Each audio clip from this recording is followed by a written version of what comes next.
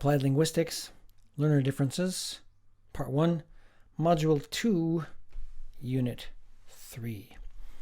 In Japanese, you can say this phrase, kuki ga yomenai, or kuki o yomenai, which literally means air cannot read. So you'd say it about a person who fails to read the atmosphere in a room or conversation and says or does inappropriate things that don't match the air, the atmosphere. And I think it strongly connects to the value, especially in Japan, about nonverbal communication. I'm Professor Joseph Polchak, and this is Elemental Linguistics. And this relates to my main point today, that good language learners understand and communicate non-verbal messages, verbal and non-verbal messages. And my introduction today, let me read it.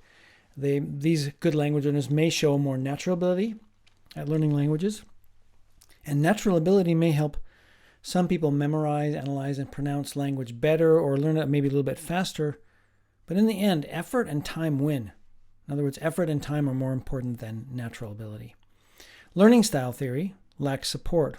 People often say, well, I'm this kind of learner. I'm a visual learner. And this idea actually lacks support. Instead, if we have a growth mindset, it may help us better do many things, including acquire languages. So let me start out with this idea of non-verbal communication and good language learners. So good language learners understand that language is more than just words. And so a good language learner can sense, for example, the meaning in tone of voice. How are you today? Fine. Tone of voice says a lot, right? They can read the body language and they look at nonverbal cues, nonverbal communication. Nonverbal communication connects to many things, including one's posture. So my posture communicates to you. It also communicates to me, says something to myself. When I communicate to you with my posture, I'm also saying something to myself. We have gestures, for example, thumbs up for good or thumbs down for bad. There's also nonverbal communication in distance. How close can you get to a person? How far away will you speak to a person? Then there's this really technical idea of pupillometry, which is actually how much your pupils dilate, get big and small. And it's something that we may be able to read subconsciously. There's also, of course, facial expressions in nonverbal communication. And good language learners are good at reading nonverbal communication. They're good verbally and they're good nonverbally. As they study, good language learners are good at managing their study. They have a plan. They're organized. They put their information in an organized system. They plan when to study, at what time of day and at what place. They manage their learning and their study. They set goals. How many minutes per day will I read, and things like that. They also play creatively with language, so it feels like fun. They play with it. They experiment. They're not afraid to make mistakes. They play with words. And when they do make a mistake, they make their errors work. This means that a good language learner is not afraid to make a mistake. And when they do make a mistake, they get feedback and feel free to learn from it. And when they do this, they create chances for practice. So if you're out there speaking as a foreign language speaker, if I'm a Japanese speaker and I'm out there speaking with people in Japanese, I create opportunities for practice when I say something, I make a mistake and they go, what? And I have to correct myself. These things create opportunities, chances for practice. A good language learner also is good at keeping the conversation going. For example, if you go up to someone and say, how are you? And they just say, fine, the conversation doesn't continue. But if they say, fine, I'm good, and you? What have you been doing recently? They're good at keeping the conversation going. They're good conversationalists. Good language learners are also motivated. They have motivation. They have a reason for studying, a reason for learning. And there's two different kinds of motivation that I think are really important. The first one is called extrinsic motivation. It's motivation from the outside. So let's talk about language learning and motivation. Maybe you want to learn language to get a good job, or maybe you want to learn language to go to a school overseas, or maybe you want to learn language just because you need to get a good grade. All of these things are external, extrinsic motivation from the outside. What is intrinsic motivation? Well, with intrinsic motivation, it's motivation from the inside, and the core idea is that the reward is the activity itself.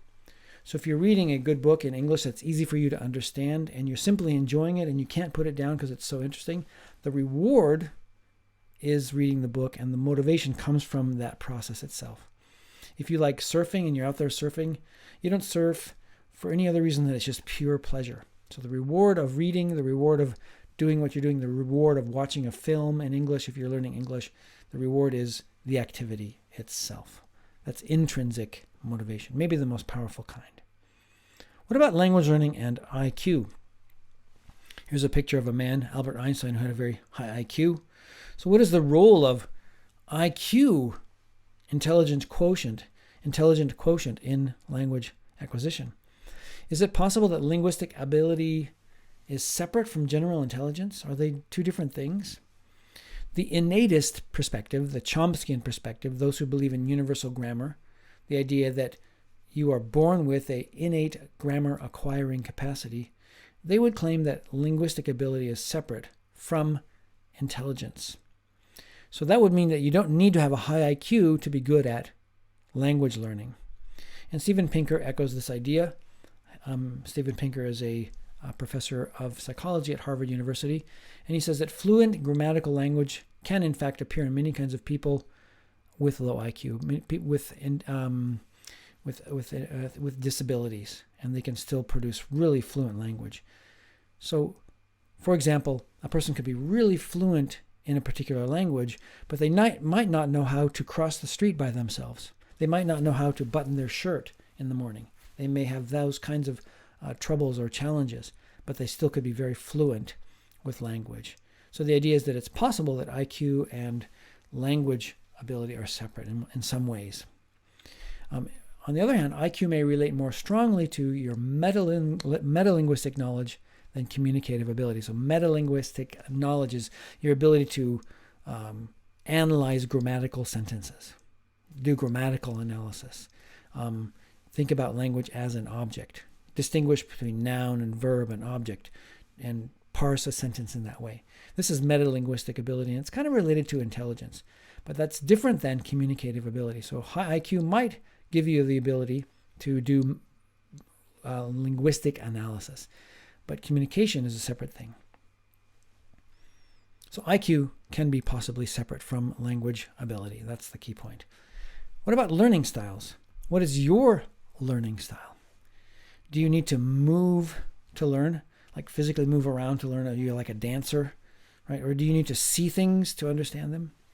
Or would you prefer to hear for learning? These are some basic ideas about learning styles. You have a particular way that fits your personality for best learning things. The problem is that learning style theory lacks evidence. Probably not so scientific. And the key point here, I think, is really important. Don't limit your learning abilities. Maybe you feel like it's easier for you to see things than to listen to things. And so you don't want to, or maybe you feel like it's easier for you to listen than to read, so you don't like to read. But if you think that way, it might limit your ability to grow yourself. So don't limit your abilities. If you're not so good at reading but better at listening, you can improve your ability. You can grow your ability to read. There's also this theory of multiple intelligences, many tools, spatial intelligence, linguistic intelligence, musical intelligence. Unfortunately, like learning style theory, the multiple intelligence theory also lacks empirical support. I think the key takeaway from this is don't limit yourself. You can grow your intelligences. You can grow your abilities. You can grow your talents. And this brings us to the concept of the growth mindset. Very important concept. The growth mindset says that we believe that we can improve our abilities and we can improve our talents. People might say, "Oh, you're really talented." Well, the growth mindset says you can actually improve your talent. You can improve your talents. You can even become more talented. If you feel like you're talented, you can improve upon it. The fixed mindset says we believe abilities and talents are fixed at birth. So you're born with a level of talent. You're born with a level of IQ. You're born with a level of ability. Which one of these is true? And I'm going to claim, and I think also Carol Dweck claims, the author of The Idea of the Growth Mindset, claims that one of these is true and one of these is false. Of course, it's the growth mindset. It's true, right? Actually, Your talents and abilities are not fixed at birth. Instead, we can improve our talents. We can improve our abilities with a growth mindset, and that helps us. The growth mindset helps us to know the truth that we can improve our talents and abilities.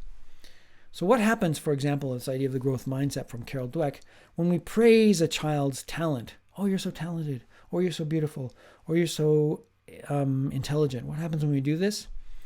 The learners stop wanting to get a challenge. They don't want to work hard.